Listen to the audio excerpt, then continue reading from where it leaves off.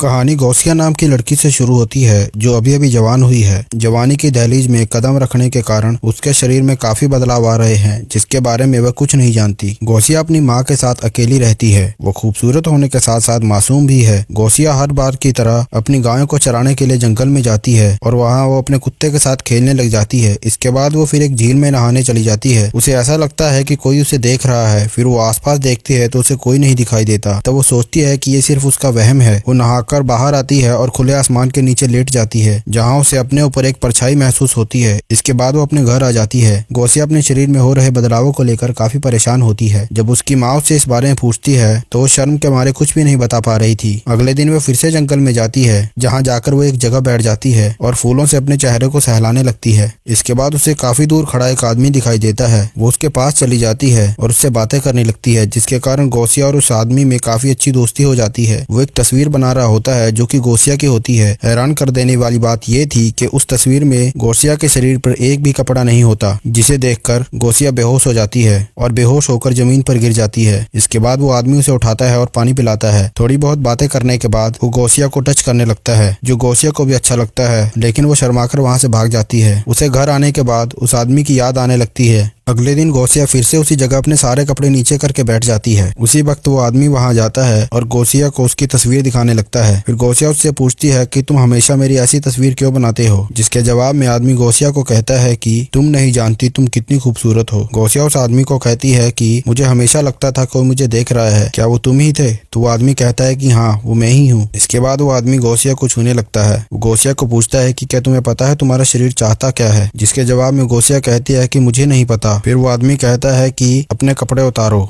गौसिया उसकी बात मान लेती है। फिर वो आदमी उसे टच करने लगता है। गौसिया को भी ये सब अच्छा लग रहा था। उसके साथ ये सब पहली बार हो रहा था, जिसके कारण वो अपना कंट्रोल खो बैठती है और वहीं उसके साथ इंटीमेट हो जाती है। गौसिया अब उस आदमी से प्यार करने लगी थी। एक दिन वो रूम में खुद को सहला रही थी जिसकी आवाजों से उसकी माँ को उस पर शक हो जाता है। अगले दिन वो अपनी गायों को लेकर जंगल में जाती है जहाँ वो आदमी उसे फिर से मिलता है। वो आदमी उसे दुनिया के और तौर तरीके भी सिखा रहा था। एक दिन वो दोनों एक पेड़ के नीचे बैठे होते हैं जहाँ वो आदमी उसे एक किताब देता है और उसे कहता है कि अगर तुम्हें कभी भी कुछ जानना हो तो इसे पढ़ लेना। तो गौसिया कहती है कि मुझे पढ़ना नहीं आता। वो आदमी कहता है कि कोई बात नहीं, इसमें कई सारी तस्वीरें बनी हैं जिन्हें देखकर तुम सब समझ जाओगी। इसके बाद वो दोनों क्लोज आने लगते हैं। तभी गौसिया देखती है कि कई सारे बच्चे उन्हें देख रहे हैं। वो गौसिया को कहता है कि बच्चों पर ध्यान मत दो। इसके बाद गौसिया किताब लेकर घर आ जाती है और उसे पढ़ने लगती है। तभी उसे अपनी माँ की आवाज सुनाई देती है जिसे सुनकर वो किताब छुपाने लगती है, लेकिन उसकी माँ को सब पता चल जाता है। वो उसे कहती है कि तुम्हारे पास ये किताब कहाँ से आई? गौसिया कहती है कि मुझे किताब जंगल में पड़ी मिली, लेकिन उसकी माँ को उस पर विश्वास नहीं था। वो उसे कहती है मुझे पता है कि तुम जंगल में क्या करने जाती हो और अगर तुम प्रेग्नेंट हो गई तो मैं तुम्हें छोड़ूंगी नहीं। वो उसे कहती है कि हम अगले संडे चर्च जाएंगे जहाँ जाकर तुम्हें फादर के सामने सब कुछ एक्सेप्ट करना होगा। संडे वाले दिन वो दोनों फादर के पास जाते हैं जहाँ गौसिया फादर को सब कुछ बता देती है। वो कहती है मुझे पता है ये सब गलत है, लेकिन क्या करूँ, मेरा खुद पर कंट्रोल नहीं है। उसकी सारी बातें सुनकर फादर गौसिया की माँ को कहता है कि वो अभी बच्ची है, उसे नहीं पता कि क्या सही है क्या गलत है। इस उम्र में ऐसी गलतियां हो जाती हैं। तुम उसे लेकर डॉक्टर के पास जाओ ताकि ये पता चल सके कि गौसिया कहीं प्रेग्नेंट तो नहीं। गौसिया की माँ उसे लेकर डॉक्टर के पास जाती है। जो डॉक्टर उन्हें बताता है